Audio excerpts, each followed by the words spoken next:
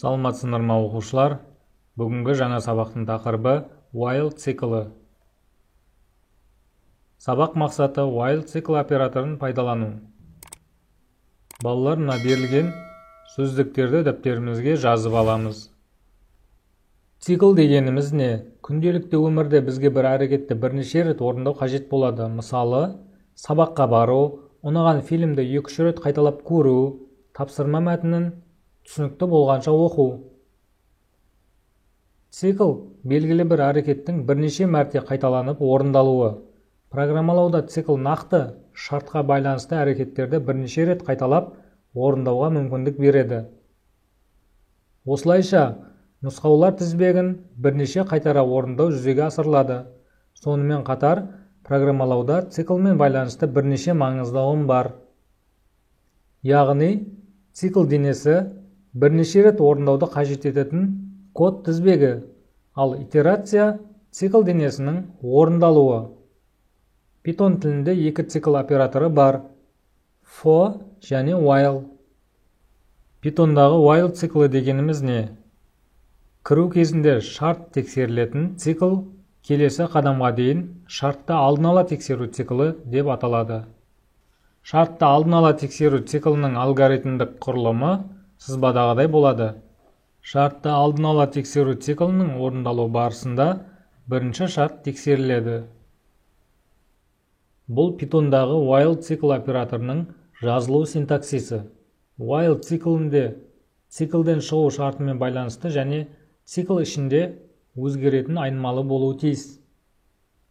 Бұл айнымалы цикл параметрі немесе санауыш деп аталады. Цикл орындалмас бұрын цикл параметріне бастапқы мәнді меншіктеу керек. While циклінің жазылу пішімі мынадай болады. Оқушылар мына мысалды қарастырып көрейік. Экранда 5 рет сәлем сөзін шығаратын программа жазу керек. Циклдің ішіндегі к айнымалысының мәні 0-ден 5-ке дейін өзгереді. Берілген программа фрагменті орындалғаннан кейін к айнымалысының мәні 5-ке тең болады, өйткені к тең 5 болғанда к кіші 5-тен шарты орындалуын тоқтатады. Олай болса, Python бағдарламалау ортасында жазып көреміз. Ең алдымен Python бағдарламасын ашып аламыз. Бұл бізде shell беті, енді жаңа кодты жазу үшін файл жаңа бет. Ашып алғаннан кейін кодымызды жазып бастаймыз.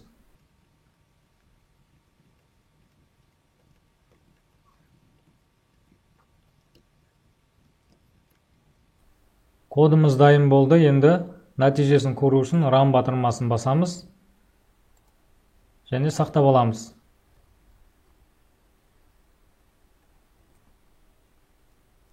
Мінекей, бізде сәлем сөзі экранда 5 рет пайда болды. Сонымен қатар, берілген циклді басқаша құрауға да болады.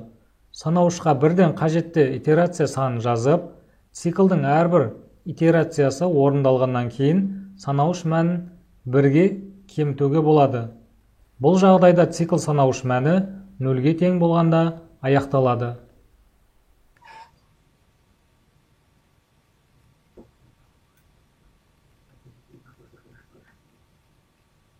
Мінекей, дәл осылай сәлем сөзін экранға 5 рет шығаруға да болады.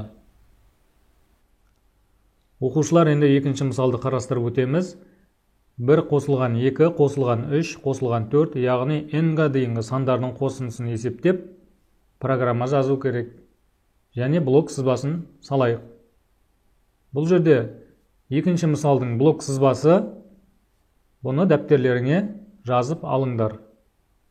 Екінші мысалдың кодын Python'да жазып, нәтижесін алып көрейік.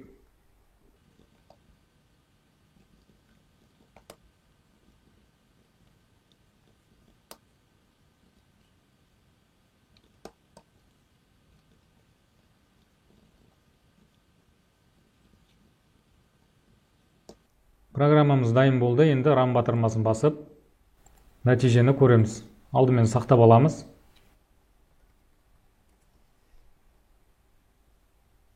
Міне, яғни 1-ден 10-ға дейінгі сандардың қосындысы 55. Дәл осылай өздеріңде жасап, практикалық жұмыстың нәтижесін көріңдер.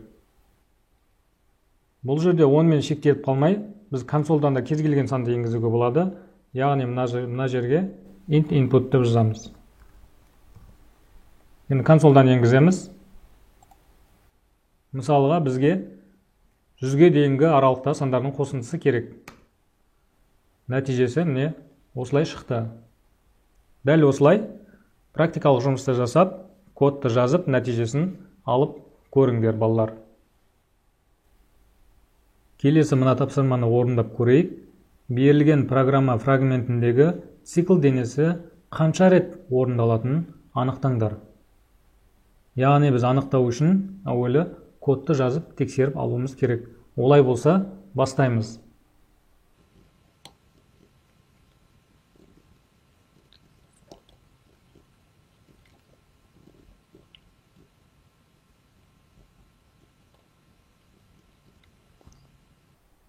Кодымыз дайын болды, енді тексеріп көреміз.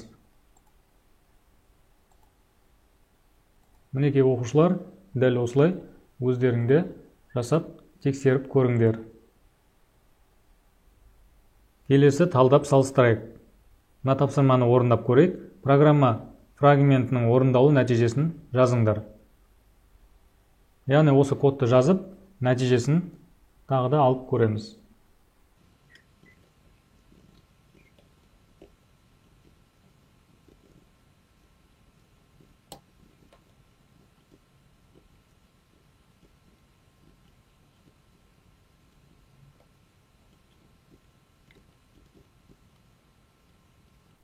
Бағдарламамызды жазып болдық, енді ран батырмасын басып, тексеріп көреміз.